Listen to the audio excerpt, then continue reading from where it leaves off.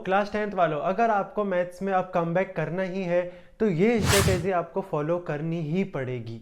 इस स्ट्रेटेजी में है टोटल 4 स्टेप्स। पहली स्टेप, सबसे पहले तो आप अपनी एनसीईआरटी को भगवान मान के उसको कंप्लीट कर लो। उसके एग्जाम्पल्स, उसके बैक एक्सरसाइज, उसके जितने भी क्वेश्चंस है वो सारे बहुत अच्छे से कंप्लीट कर लो। उन सारे क्वेश्चंस को आप ऐसे करो जैसे आपको मुंह जबानी वो सारे क्वेश्चंस याद हो गए हो, इतनी अच्छी तरीके से उनकी प्रैक्टिस करो।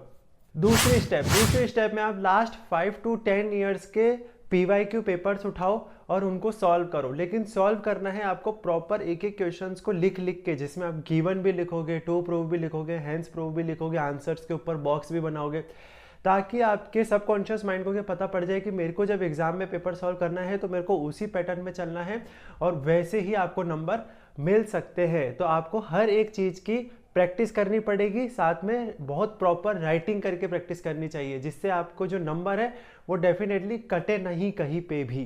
थर्ड स्टेप ये बहुत इंपॉर्टेंट पॉइंट है जिसको बहुत सारे लोग अवॉइड करते हैं। पहली स्टेप ये कि आपको एक मिस्टेक कॉपी बनानी चाहिए। इस मिस्टेक कॉपी के अंदर आप बहुत सारे क्वेश्चंस देखोगे जिसके अंदर आपको सबसे ज़्यादा प्रॉब्लम आती है, या फिर आप इन क्वेश्चंस को करते करते बार बार अटकते हो, या फिर इन पर्टिकुलर क्वेश्चंस के अंदर कुछ ऐसा कॉन्सेप्ट लगता है जो भूलना बहुत आसान है, जो भूला जा सकता है, या फिर जिसको आप बार बार भूलते हो। उन सारे क्वेश्चंस को आप प्रॉपर सिस्टमेटिक वे में उस कॉपी के अंदर लिख लो और उनको हर 2-3 दिन में रिवाइज करो। एक कॉपी और बनानी है आपको, जो है फॉर्मूला कॉपी। देखो जितने भी चैप्टर्स हैं उन सबका एक एक पेज के अंदर आप सारे फॉर्मूलेस लिख लो और उसको रोज डेली बेसिस पे 2 से 3 मिनट के लिए रिवाइज करो। आपके सबकॉन्शियस माइंड में वो सारे के सारे फॉर्मूले चले जाएंगे और आपको बहुत बेहतरीन रिजल्ट मिलेगा जब आप एग्जाम सेंटर में बैठे होंगे। स्टेप 4, ये लास्ट स्टेप है और इसके अंदर आपको CBSE ने जो सैम्पल पेपर अभी निकाला है उसको आप सॉल्व करो। उसके जितने भी क्वेश्चंस हैं उस क्वेश्चन से रिलेटेड बाकी के क्वेश्चंस ढूंढ ढूंढ के सॉल्व करने पड़ेंगे, और साथ में आप वीक में 2 सैम्पल पेपर लगाना स्टार्ट कर दो।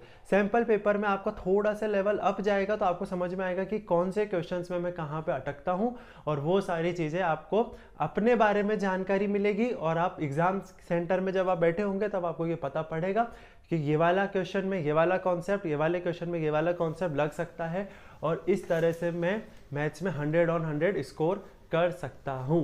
आपने इतना भी कर लिया, वैसे तो ये इनफ है, अगर आप इतना भी कर लोगे तो कमबैक आपका कुछ ऐसा होगा।